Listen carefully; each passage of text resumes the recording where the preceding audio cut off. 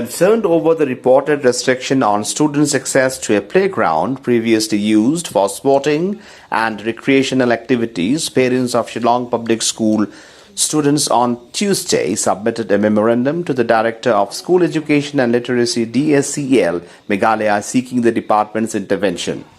The parents were unable to meet the director in person owing to official engagements, but formally placed their grievances before the department through a written representation.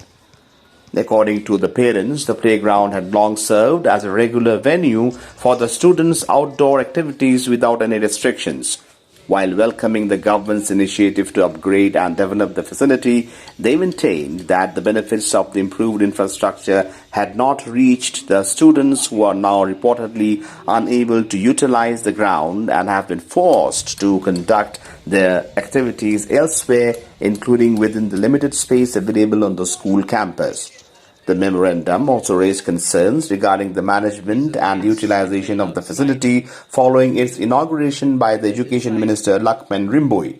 The parents sought greater transparency on the terms governing the use of the ground and requested that the department make available the Memorandum of Understanding (MOU) related to its administration.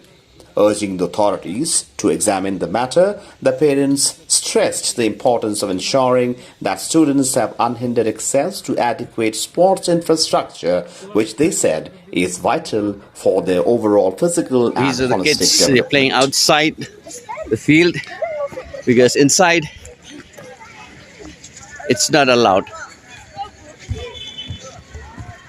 There, it's empty. So this is how the Shillong Public School is functioning here.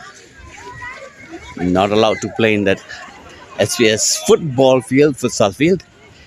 And then cannot have like ice initial showing.